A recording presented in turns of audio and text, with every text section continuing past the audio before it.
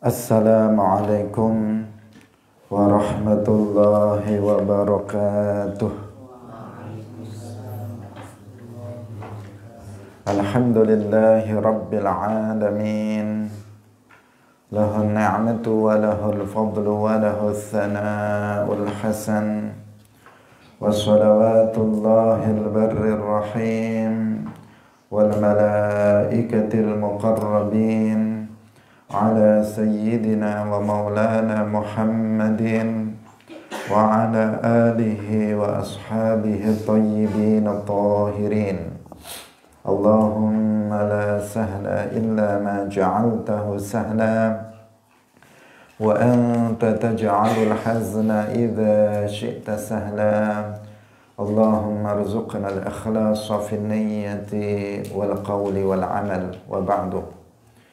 Ila Nabi al-Mustafa sallallahu alaihi wasallam wa ikhwanihi minal anbiya'i wal mursalin wa syuhada'i was salihin, khususan ila sultanil awliya Syekh Abdul Qadir al-Jilani wa Syekh Ahmad al-Rifai wa Syekh Bahaidin al-Naqsyabandi wa Syekhina Abdullah al-Harari wa ila arwahi muassisi jam'iyyati Nahdlatul Ulama Syekh Muhammad Hashim Ash'ari wa Syekh Bisri Sansuri wa Syekh Abdul Wahab Hasbullah wa ila arwahi jami'i ahli al-qubur minal muslimin wal muslimat.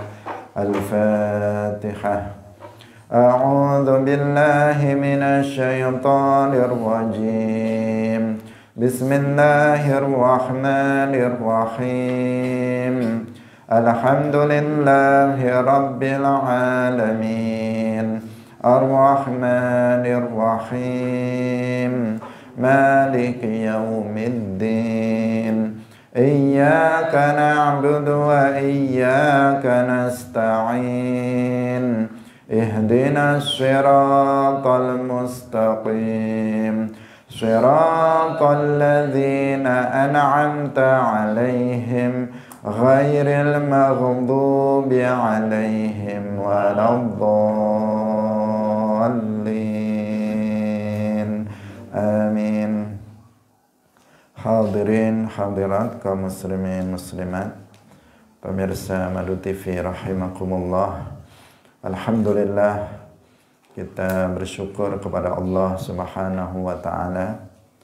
Pada pagi hari ini Allah Subhanahu wa taala melimpahkan rahmatnya, nikmat-nikmatnya kepada kita semuanya, sehingga pada pagi hari ini kita kembali bisa bertemu melanjutkan pengajian kitab Jawahir Al-A'immah fi Tafsiri Juz'i Amma.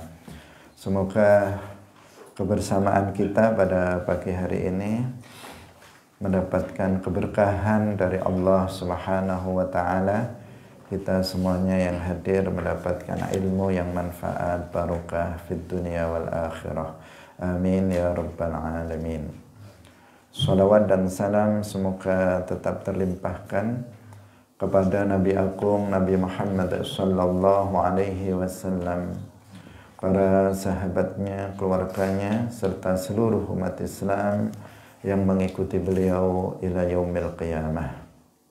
Kita ikhlaskan niat kita masing-masing, kita ngaji lillahi ta'ala. Mari terlebih dahulu kita baca surah An-Nazi'at. A'udzu billahi minasy syaithanir rajim. Bismillahirrahmanirrahim. Wan-nazi'ati gharqa wan-nashitati nashta was-sabihati sabha fas-sabiqati sabqa falmudabbirati amra yawma tarjufur rajifah tatba'uha ar-radifah qulubun yawma idzin wajifah absaruha khashi'ah yaquluna a'inna lamarduduna fil hafirah أَإِذَا كُنَّا عظاما نخرة قالوا تلك إذا كرة خاسرة فإنما هي زجرة واحدة فإذا هم بالساهرة هل أتاك حديث موسى إذ ناداه ربه بالواد المقدس طوى اذهب إلى فرعون إنه طغى فقل هل لك إلى أن تزكى وأهديك إلى ربك فتخشى فأراه الآية الكبرى فكذب وعصى ثم أدبر يسعى فحشر فنادى فقال أنا ربكم الأعلى فأخذه الله نكال الآخرة والأولى إن في ذلك لعبرة لمن يخشى أأنتم أشد خلقا أم السماء بناها رفع سمكها فسواها وأغطش ليلها وأخرج ضحاها والأرض بعد ذلك دحاها أخرج منها ماءها ومرعاها والجبال أرساها متاعا لكم ولأنعامكم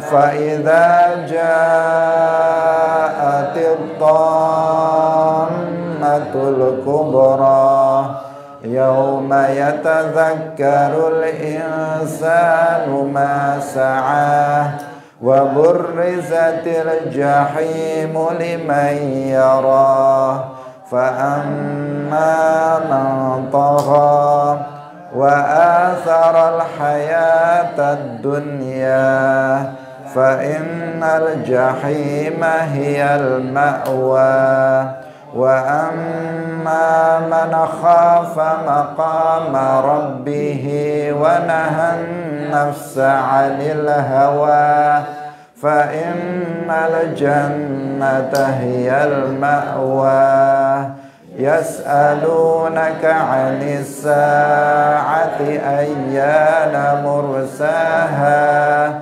فيما أنت من ذكراها إلى ربك منتهاها إنما أنت منذر من يخشاها كأنهم يوم يرونها لم يلبثوا إلا عشية أو ضحاها. Hadirin hadirat rahimakumullah. Kita sampai pada ayat 26. Qala Allah Ta'ala inna fi dzalika la'ibratan liman yakhsha. Inna fi dzalika ay fima tegese ing dalam perkara cara kang wis kelaku apa ma li fir'auna kedue fir'aun wa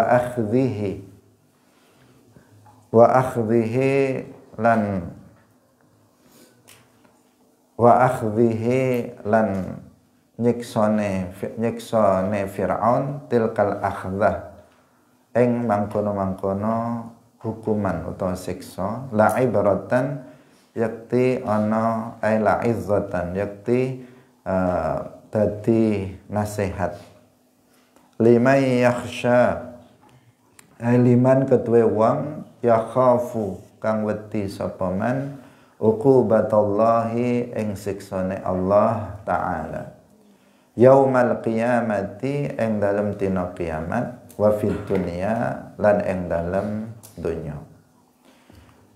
Kita telah ceritakan sebelumnya dalam penafsiran ayat sebelum ini, yaitu kisah tentang pembangkangan Fir'aun. Bahwa Fir'aun diseru, didakwai oleh Nabi Musa alaihi salam, diajak untuk masuk ke dalam agama Islam. Tetapi Fir'aun membangkang, Fir'aun mendustakan Nabi Musa alaihi salam, bahkan Fir'aun mengaku sebagai Tuhan. Sampai 2 kali dia memproklamirkan dirinya sebagai Tuhan. Nah, atas hal ini, atas pembangkangannya, padahal sudah ditunjukkan kepada dia mukjizat Nabi Musa alaihi salam, sampai 9 kali ditunjukkan mukjizat Nabi Musa alaihi salam di hadapan Fir'aun, tetapi dia tetap mendustakan, dia tetap membangkang, tidak mau beriman kepada Allah Subhanahu wa taala, bahkan dia sendiri mengaku sebagai Tuhan, mengaku lebih tinggi daripada Allah Subhanahu wa taala dalam hal ketuhanannya. Sehingga kemudian Allah Subhanahu wa taala menimpakan azab kepada Fir'aun dan para pengikutnya.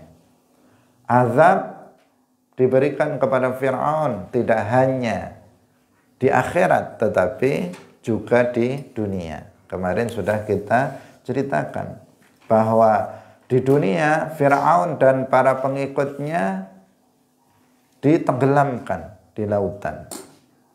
Kemudian di akhirat tentu mereka akan mendapatkan azab yang lebih berat. Fa'akhadhahullahu nakalal akhirati wal ula. Diazab double di dunia dan juga di akhirat. Azab atas perbuatan kufur dan kemaksiatan pada masa sebelum Nabi Muhammad sallallahu alaihi wasallam itu memang langsung ditimpakan di dunia, sebelum nanti juga akan ditimpakan di akhirat. Itu berbeda, itu bedanya dengan umat Nabi Muhammad sallallahu alaihi wasallam. Kalau kita membaca tentang kisah-kisah para nabi sebelum Nabi Muhammad sallallahu alaihi wasallam, maka kita akan mengetahui bahwa orang-orang kafir mereka mendapatkan azab di dunia. Bukan hanya azab di akhirat, tetapi mereka juga mendapatkan azab di dunia. Bagaimana kaumnya Nabi Nuh dengan banjir bandangnya yang kemudian menghancurkan dan membinasakan mereka orang-orang kafir. Bagaimana kaumnya Nabi Lot, bagaimana kaumnya Nabi Saleh, juga bagaimana kaumnya Nabi Musa alaihi salam yang mereka membangkang, mereka kufur, maka mereka dibinasakan, diazab di dunia. Nah, sebelum nanti tentu saja mereka diazab dengan yang lebih berat, yaitu azab neraka, karena azab neraka bagi orang-orang kafir itu selama-lamanya, karena mereka khalidina fiha abada, mereka abadi di dalam neraka selama-lamanya, tidak berujung, bahkan tidak diringankan sedikit pun. Maka azab akhirat itu lebih berat dibandingkan dengan azab di dunia. Hal ini berbeda dengan umat Nabi Muhammad sallallahu alaihi wasallam, yang azabnya itu pada umumnya itu di akhirat, tidak di dunia. Di akhirat, tidak di dunia. Sehingga dalam umat Nabi Muhammad sallallahu alaihi wasallam bertahun-tahun lamanya, ratusan tahun lamanya, banyak sekali orang-orang kafir pembangkang. Bahkan banyak juga yang mengaku jadi nabi, ada juga yang mengaku jadi Tuhan. Tetapi tidak turun azab kepada mereka di dunia ini. Banyak mereka yang nggak sholat, banyak di antara mereka yang nggak puasa Ramadan, banyak di antara mereka yang nggak mengeluarkan zakat, mereka bermaksiat, mereka membunuh seorang muslim tanpa hak, mereka berzina, mabuk, minum khamr, kemudian berjudi, main riba dan sebagainya. Tetapi mereka masih aman-aman saja hidup di dunia ini. Nah, mereka terlihat aman-aman saja, terlihat baik-baik saja dalam kehidupan di dunia ini, dan mereka tidak mendapatkan balasan azab atas perbuatan kufur dan maksiat yang dilakukan oleh mereka. Karena memang pada umat Nabi Muhammad SAW, azab atas kekufuran dan kemaksiatan pada umumnya itu diberikan nanti di akhirat. Meskipun ada beberapa jenis dosa itu yang azabnya yu'ajjal fid dunia. Azabnya disegerakan di dunia sebelum nanti juga diazab dengan yang lebih berat di akhirat. Contohnya yaitu dosa uququl walidain dan qat'ur rahim. Dosa durhaka kepada kedua orang tua, dan juga dosa memutus kekerabatan. Seseorang yang di dunia ini dia durhaka kepada kedua orang tua dengan makna dia menyakiti orang tuanya, bapak ibunya, dengan rasa sakit yang nggak biasa, yang sangat menyakitkan. Misalnya dia menamparnya, dia memukulnya, dia mencaci makinya. Misalnya itu kan memunculkan sakit yang luar biasa di hati kedua orang tua. Maka orang ini telah melakukan dosa uququl walidain, dosa besar uququl walidain. Nah, orang ini nanti bukan hanya diazab di akhirat, tetapi di dunia dia juga akan mendapatkan azabnya.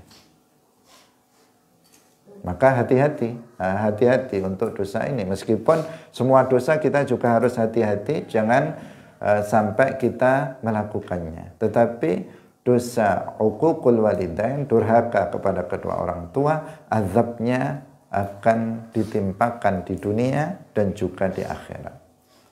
Karena itu kita perhatikan anak-anak atau orang-orang yang mereka durhaka kepada orang tua, maka bagaimana kehidupannya di dunia ini? Mereka sudah tersiksa, terazab di dunia ini, lebih-lebih nanti di akhirat.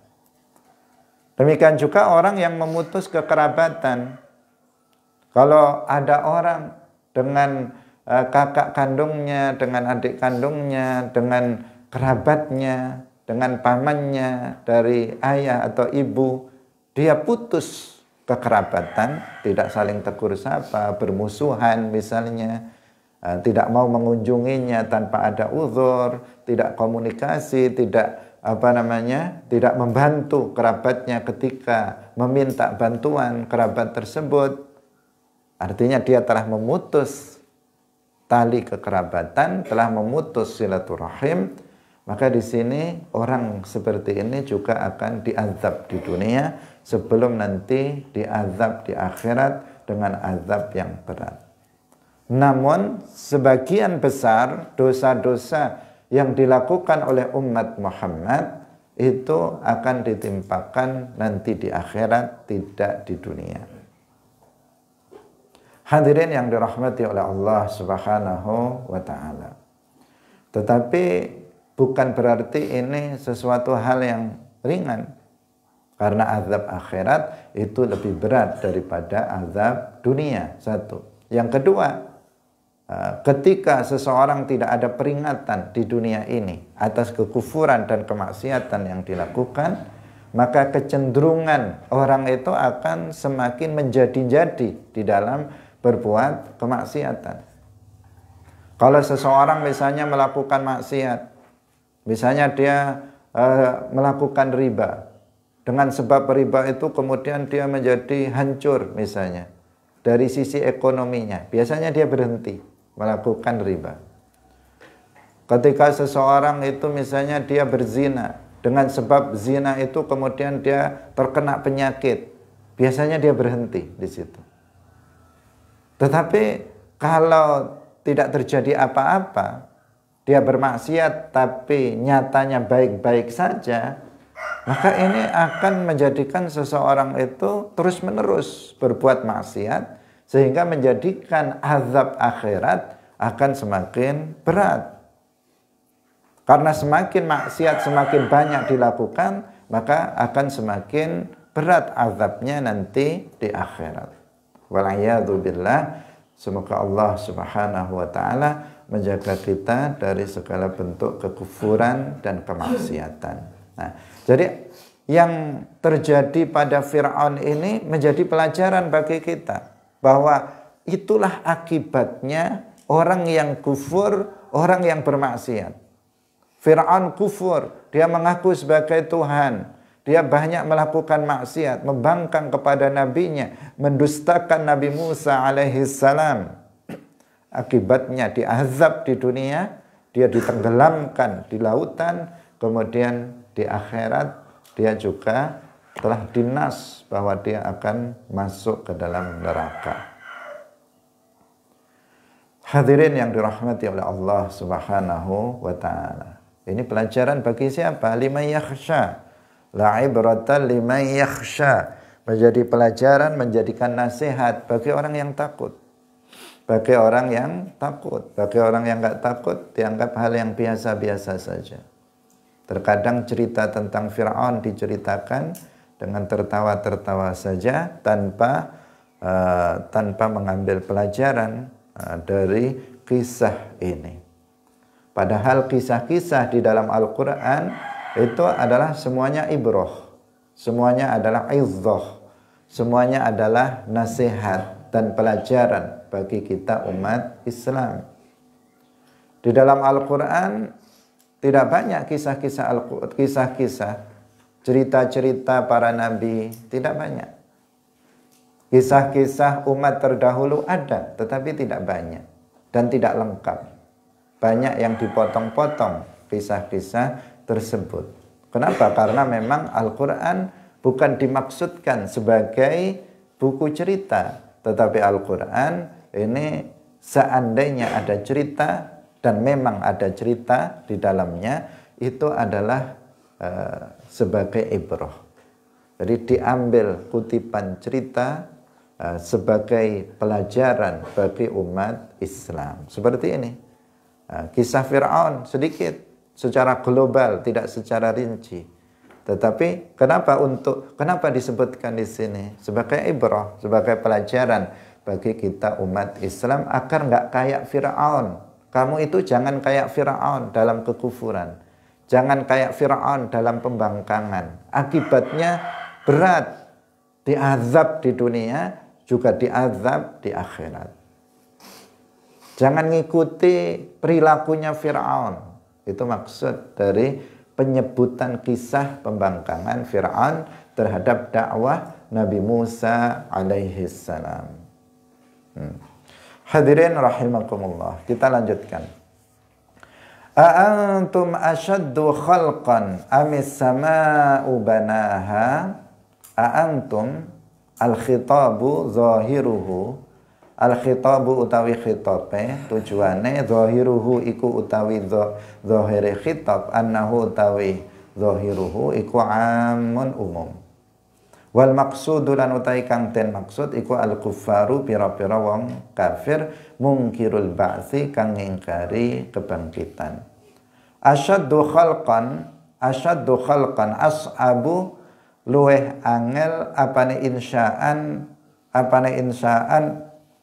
gawene.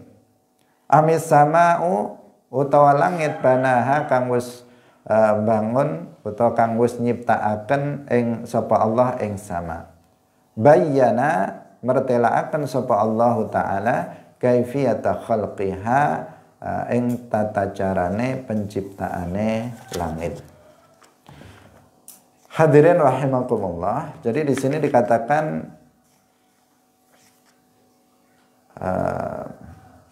Kita tambah sedikit satu ayat. Rafa'a samkaha fasawwaha. Rafa'a ay ja'ala tegese dadekaken sapa Allah miqdara zahabiha ukuran lungone langit fil uluwi ing dalam dhuwure, artinya perginya langit ke atas, madidan rafi'an, madidan engkang dhuwur, rafi'an tur yo kang dhuwur, dawa dhuwur, madid dari madda yang dawa, rafi'an kang dhuwur, masih rata khamsimi'ati amin, perjalanan 500 tahun. Wasam kulan utawi ketebalan, walirtifa'ulan ketinggian, alladzi kang baina sathis samai ing dalam antarane lotenge langit, alladzi yalina kang ngiringi kita, alladzi kang yalina kang ngiringi apa alladzi ing kita, wasathiha lan lotenge langit, alladzi kang yali kang ngiringi ma ing barang fauqaha kang ana ndure langit. Fasawwaha ay ja'alaha tegese ndadekaken langit malsa'a mustawiyatan kang datar sama, laisa ora ana iku fiha ing dalem langit murtafi'un panggonan kang dhuwur, wala munkhafadun murtafa'un ya, murtafa'un panggonan kang dhuwur, wala munkhafadun lan panggonan kang endek, au tammamaha utawa nyempurnaaken langit, wa atqana lan nyempurnaaken insya sapa Allah insya'aha ing penciptaane langit, bi haitsu innaha kelawan sekirane sak temene langit iku muhkamatus sun'ati kang mantep penciptaane. Hadirin rahimakumullah. Kemudian Allah Subhanahu wa ta'ala berfirman, a'antum asyaddu khalqan amis sama'u banaha. A'antum, di sini istifham, tetapi bukan istifham untuk bertanya. Allah Maha mengetahui. Allah Maha mengetahui, tidak bertanya kepada makhluknya karena Allah enggak tahu sehingga pengen tahu. Enggak. Tidak seperti itu. Tetapi Allah ingin menjelaskan bahwa penciptaan langit itu tidak lebih berat bagi Allah daripada menghidupkan orang-orang mati. Itu maksudnya. Karena kita berurutan di sini dikatakan aamintum, khitabnya zahirnya itu untuk semua. Antum artinya apa? Antum, kalian. Kalian siapa? Semua manusia. Baik mukmin maupun kafir. Itu zahirnya. Enggak ada pengkhususan, tetapi antum, kalian semuanya, baik kafir maupun mukmin. Tetapi di sini dikatakan bahwa al-maqsud al-kuffar. Yang dimaksud di sini adalah orang-orang kafir yang mengingkari hari kebangkitan, mungkirul ba'thi, yang mengingkari hari kebangkitan. Yang mereka mengatakan, orang-orang kafir yang mengatakan, mana mungkin orang sudah mati, badannya sudah hancur, tinggal tulang belulangnya pun sudah nggak ada, mana mungkin bisa dibangkitkan lagi, dihidupkan lagi, nggak mungkin lah itu. Itu kata orang-orang kafir. Kemudian itu dibantah oleh Allah Subhanahu wa ta'ala. A'antum asyaddu khalqan amis sama'u banaha. Artinya bahwa menciptakan langit itu tidak lebih mudah daripada membangkitkan orang mati dari kuburnya. Artinya apa? Itu semuanya mudah bagi Allah Subhanahu wa ta'ala. Kalau kalian mau berpikir, jangankan cuman membangkitkan orang mati. Kalau dalam perspektif kita, dalam pandangan kita. Pandangan kita itu kalau membuat langit itu kira-kira sulit apa enggak? Ya, luar biasa, kita nggak bisa melakukannya. Membuat langit 7 dengan disebutkan di sini nanti tentang sifat-sifatnya. Itu tidak bagi kita itu lebih sulit daripada, artinya kalau sekedar menghidupkan orang mati dari nggak ada sama sekali, badannya hancur, kemudian Allah menciptakannya dan menghidupkan lagi, itu mudah bagi Allah. Dalam pandangan kita, menciptakan langit yang 7 itu lebih sulit dibandingkan itu mudah bagi Allah. Tapi menurut Allah, nggak ada yang ini lebih sulit, ini lebih mudah, nggak ada. Semuanya mudah bagi Allah Subhanahu wa ta'ala. Hadirin yang dirahmati oleh Allah Subhanahu wa ta'ala. Nah. Amintum man fis sama antum ashaddu khalqan amis sama'u banaha. Kemudian di sini diceritakan tentang tata cara penciptaan langit. Rafa'a samkaha fasawwaha. Jadi langit itu jumlahnya ada 7. Allah menciptakan langit jumlahnya ada 7. Bukan 7 lapis, tapi ada 7 buah langit. Karena sebagian orang membayangkan langit 7 itu artinya 7 lapis. Seperti kue lapis yang kalian makan itu apa? Bervariasi, ada di atas yang warnanya hijau, warnanya putih, merah. Kayak begitu, dikira langit itu 7 lapis. Kayak kue lapis. Bumi juga dikira, bumi itu diciptakan oleh Allah 7 lapis kayak kue lapis. Enggak. Tetapi Allah Subhanahu wa ta'ala menciptakan langit 7 buah. Ada 7, jumlahnya 7. Bumi juga Allah menciptakannya, jumlahnya 7. Allah Subhanahu wa ta'ala di dalam Al-Quran berfirman, Allahul ladzi khalaqa sab'a samawati wa minal ardi mithlahunna. Karena kalau lafaz sab'u samawat banyak kita temukan dalam Al-Quran, 7 langit. Tapi kalau 7 bumi itu mana dasarnya? Kalau bumi itu diciptakan 7 buah. Ya ini ayat ini dalam surah At-Talaq. Allahul ladzi khalaqa sab'a samawati wa minal ardi mithlahunna. Allah yang menciptakan 7 langit dan dari bumi mithlahunna, seperti 7 langit. Berarti 7 juga. Bumi itu diciptakan oleh Allah Subhanahu wa ta'ala sebanyak 7 buah. Di atas bumi ini ada langit. Langit pertama. Naik lagi ke atasnya ada langit kedua. Naik lagi ke atasnya ada langit ketiga. Begitu seterusnya sampai ke langit yang 7. Nah, di bumi yang kita tempati ini adalah bumi pertama. Nanti turun ke bawah, jauh turun ke bawah, itu ada bumi kedua. Nanti turun lagi ke bawah, itu ada bumi ketiga. Nanti turun lagi ke bawah, ada bumi keempat, begitu seterusnya sampai bumi yang ketujuh. Jarak antara bumi ke langit 500 tahun perjalanan. Jarak antara langit pertama dengan langit yang kedua 500 tahun perjalanan.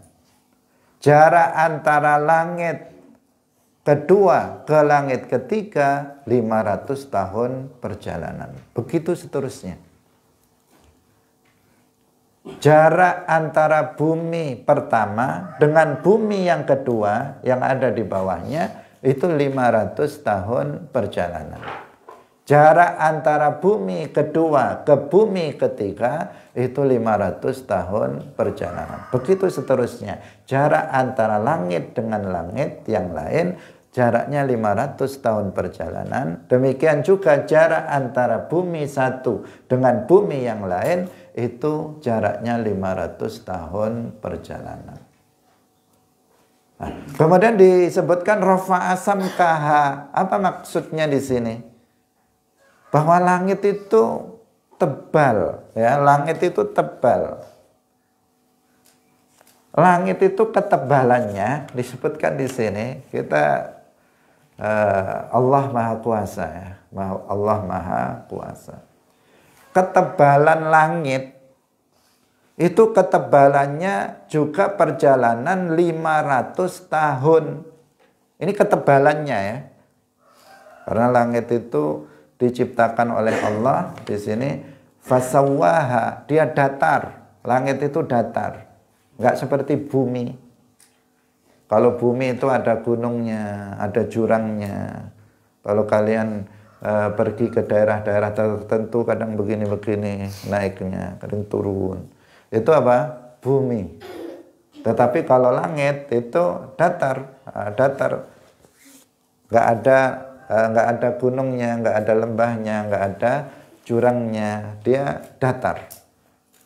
Itu langit. Ya, dikatakan di sini fasawwaha. Tetapi rafa'a samkaha itu samkun itu ketebalan. Nah, ketebalan langit itu jarak itu ketebalannya ukurannya itu 500 tahun perjalanan. Paham ya maksudnya? Ini namanya tebal ini. Ya, ketebalan ini tebal. Ini kalau tebalnya berapa senti ini? Berapa senti? 2 senti. 2 sentimeter. Nggak sampai 1 meter. Nah, jauh kalau 1 meter. Maksudnya langit itu tebalnya saja itu perjalanan 500 tahun. Itu ketebalannya saja. Kalau jaraknya antara satu langit dengan langit, ini langit pertama, langit kedua, jaraknya 500 tahun perjalanan. Tapi tebalnya langit satu ini, langit pertama, tebalnya itu adalah 500 tahun perjalanan juga. Tebal banget ya, sangat tebal sekali. Besar, tebal. Meskipun demikian, dia sangat kecil jika dibandingkan dengan arsy. Karena al-arsyu akbaru makhlukatillahi hajman. Arsy adalah makhluk Allah yang paling besar ukurannya. Langit kecil banget dibandingkan dengan al-arsy. Meskipun demikian, kita nggak bisa membayangkan besarnya langit. Wong tebalnya saja 500 tahun perjalanan. Hadirin yang dirahmati oleh Allah Subhanahu wa ta'ala. Semuanya menunjukkan kemahakuasaan Allah Subhanahu wa ta'ala. Allah menciptakan langit 7 buah, Allah menciptakan bumi 7 buah. Wajib bagi kita untuk mengimaninya. Wajib bagi kita untuk mengimaninya. Jangan terpengaruh oleh teori-teori ilmu pengetahuan yang seandainya itu mengatakan hal yang berbeda dengan yang dikatakan oleh Al-Quran. Karena Al-Quran al-ilmul haqiqi, ilmu yang benar, yang nyata. Kenapa? Allah yang memberitahukannya, pencipta alam semesta ini yang memberitahukannya. Al-Quran adalah kalamullah dari Allah Subhanahu wa ta'ala. Maka yang disampaikan dalam Al-Quran apabila itu berupa informasi tentang alam semesta ini, maka itulah yang valid. Nah, tidak mengandung keraguan tentang kebenarannya. Berbeda dengan ilmu pengetahuan manusia yang disimpulkan berdasarkan berdasarkan angan-angan belaka atau berdasarkan uji coba, hipotesis, dugaan-dugaan saja. Manusia katanya sudah sampai ke bulan, katanya. Orang barat katanya sudah sampai ke bulan. Tapi nggak terbukti juga. Nah, tidak terbukti juga, benar nggak sampai ke bulan. Jangan-jangan baru sampai dikira bulan, padahal sebenarnya bukan bulan. Dan bulan rendah, bulan itu rendah, lebih dekat dengan bumi dibandingkan dengan ke langit. Bulan ada di antara bumi dan langit. Mereka belum tahu langit kayak apa, tapi mereka sudah buat peta langit. Kalau dalam buku Atlas sudah ada petanya langit. Padahal langit jauh sekali. Mereka baru sampai bulan saja masih dipertanyakan, benar nggak sampai ke bulan? Nah, tetapi mereka sudah buat peta langit. Benar nggak kira-kira petanya itu? Semuanya hanya dugaan yang tingkat kesalahannya itu sangat besar. Karena itu kita ikuti Al-Quran. Kita beriman terhadap Al-Quran. Nah, jangan terpengaruh oleh hal-hal yang bersifat teoritis, yang bersifat dugaan-dugaan, kemudian kita meninggalkan Al-Quran. Al-Quran kalamullah. Yang menginformasikan dalam Al-Quran adalah Allah pencipta alam semesta. Yang memberitahukan bahwa langit itu ada 7, siapa? Yang menciptakan langit. Yang memberitahukan bahwa bumi itu ada 7, siapa? Yang menciptakan bumi. Yang memberitahukan jarak antara langit satu dengan yang lain itu jauh, itu adalah yang menciptakan langit dan bumi. Hadirin yang dirahmati oleh Allah Subhanahu wa ta'ala. Karena itu kita sebagai seorang muslim, maka kita wajib mengimani apa yang diinformasikan di dalam Al-Quran. Karena sekarang banyak sekali orang yang kemudian meninggalkan Al-Quran dengan dalih ilmu pengetahuan. Kemudian mereka meninggalkan Al-Quran. Hadirin rahimakumullah, langit dan bumi atau bumi dan langit itu diciptakan oleh Allah Subhanahu wa ta'ala dalam waktu 6 hari. Diciptakan oleh Allah Subhanahu wa ta'ala dalam waktu 6 hari. Tetapi 6 hari itu satu harinya itu setara dengan 1000 tahun. Satu harinya sama dengan 1000 tahun. Berarti kalau 6 hari itu sama dengan 6000 tahun. Itu penciptaan bumi dan langit. Jadi Allah Subhanahu wa ta'ala menciptakan langit dan bumi atau bumi dan langit selama 6 hari.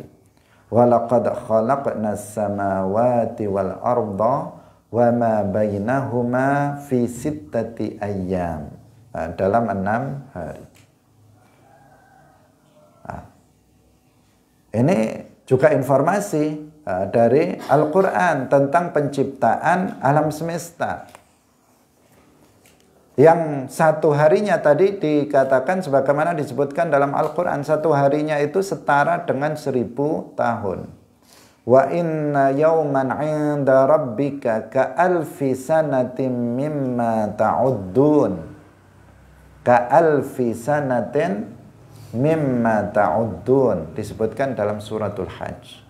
Jadi satu harinya itu setara dengan berapa? 1000 tahun. Misalnya hari Ahad itu sama dengan satu hari Ahad itu sama dengan 1000 tahun. Berarti Allah menciptakan bumi dan langit itu selama, kalau 6 hari berarti selama berapa tadi? 6000 tahun.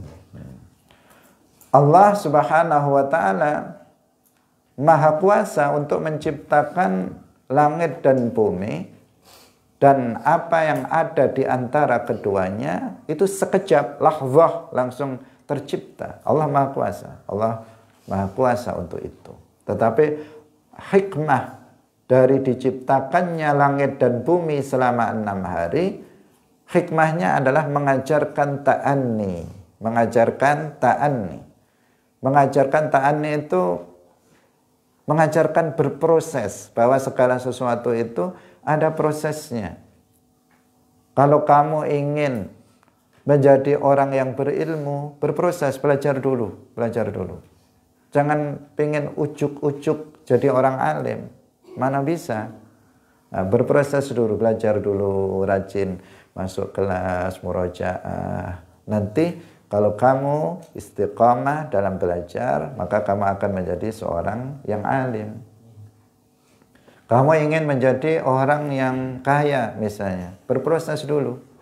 Kamu ingin menjadi orang yang dewasa, berproses dulu. Jangan pengen langsung jadi orang tua. Jadi anak-anak dulu, baru kemudian jadi anak remaja, anak muda, dan nanti kamu akan jadi tua. Tapi kalian cita-citanya bukan ingin jadi orang tua, tapi jadi muda ya, biasanya. Jadi ini apa? Mengajarkan ta'anni. Allah kalau berkehendak menciptakan langit dan bumi dan segala isinya sekejap saja. Biiradatillah tercipta semuanya. Tetapi Allah menciptakan langit dan bumi fi sittati ayyam, dalam 6 hari, yang 1 harinya 1000 tahun. Mengajarkan kita bahwa semuanya butuh proses. Nah, hadirin yang dirahmati oleh Allah Subhanahu wa taala. Yang pertama kali diciptakan bumi, 7 bumi. Itu diciptakan pada 2 hari pertama, yaitu pada hari Ahad dan pada hari Senin. Pada hari Ahad dan hari Senin adalah penciptaan bumi. Kemudian di 2 hari yang berikutnya Allah menciptakan 7 langit. Yaitu pada hari Selasa dan pada hari Rabu. Kemudian 2 hari berikutnya Allah Subhanahu wa ta'ala itu menciptakan isinya bumi. Isinya bumi. Yaitu pada hari Kamis dan hari Jumat. Allah menciptakan malaikat, Allah menciptakan jin, Allah menciptakan manusia, tumbuh-tumbuhan, binatang. Pokoknya apa yang ada di bumi ini Allah menciptakannya pada hari Kamis dan Jumat. Malaikat yang lebih dulu diciptakan. Kemudian Allah menciptakan jin. Baru yang paling akhir itu adalah Nabi Adam alaihissalam, manusia. Manusia adalah jenis makhluk yang paling akhir diciptakan oleh Allah Subhanahu wa taala pada hari Jumat di waktu asar. Waktu asar kan sudah akhir, mendekati maghrib.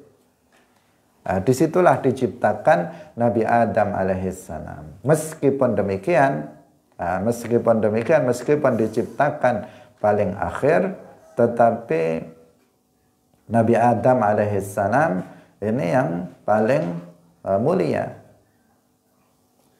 Disebutkan di dalam sebuah hadis, khairu yaumin tala'at alaihi syamsu yaumul jumu'ah.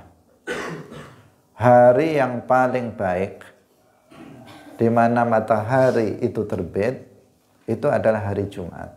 Nah, ya setiap hari kan matahari terbit. Hari di mana matahari terbit, hari Ahad matahari terbit nggak? Terbit juga. Hari Senin, Selasa, Rabu, Kamis, Jumat, Sabtu. Nah, hari yang terbaik itu adalah hari Jumat. Khuliqa Adamu, fihi khuliqa Adam. Di hari Jumat Nabi Adam alaihissalam diciptakan. Wa fihi udkhilal jannah. Dan pada hari Jumat Nabi Adam dimasukkan ke dalam surga. Wa fihi ukhrija minha. Dan pada hari Jumat Nabi Adam alaihissalam juga dikeluarkan dari dalam surga. Dikeluarkan. Untuk Nabi Adam beliau dikeluarkan dengan sebab melakukan dosa kecil yang tidak mengandung unsur kehinaan jiwa pelakunya. Nabi Adam tidak diusir dari surga. Beliau dikeluarkan karena Allah telah berkehendak bahwa manusia itu hidup di bumi.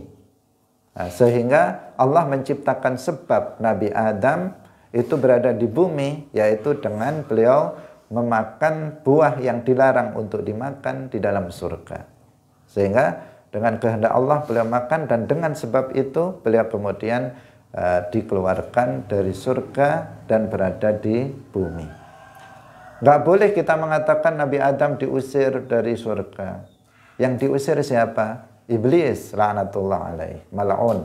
Iblis yang mal'un, yang dilaknat oleh Allah, diusir dari dalam surga. Karena dia protes, dia kufur. Sementara Nabi Adam tidak kufur, juga tidak melakukan maksiyah kabirah, tidak melakukan maksiyah saghirah fiha khissah wa dana'ah, yang mengandung unsur kehinaan jiwa pelakunya. Nabi Adam alaihissalam, beliau beliau dikeluarkan dari surga dan turun ke bumi disebabkan oleh beliau memakan buah yang dilarang untuk dimakan di dalam surga. Karena memang Allah berkehendak manusia itu hidup di bumi. Karena itu Allah menciptakan sebab dari manusia hidup di bumi. Nah, hadirin rahimakumullah. Setelah tadi dikatakan hari Kamis dan hari Jumat Allah menciptakan isinya, isinya bumi ini. Dan apa yang ada di antara langit dan bumi. Allah menciptakannya 6 hari. Dari Ahad, Senin, Selasa, Rabu, Kamis, Jumat. 6 hari ini. Dan itu semuanya menunjukkan keagungan kekuasaan Allah Subhanahu wa ta'ala. Alam semesta ini. Alam semesta ini yang begitu luar biasa. Yang begitu luar biasa kita saksikan. Yang semuanya menunjukkan wujudnya Allah, menunjukkan bahwasanya Allah Subhanahu wa ta'ala itu ada, dan semuanya menunjukkan bahwasanya Allah Subhanahu wa ta'ala itu maha kuasa.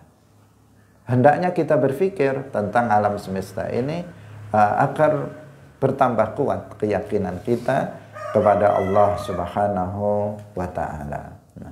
Banyak sekali di dalam Al-Quran yang kemarin disebut dalam surat An-Naba.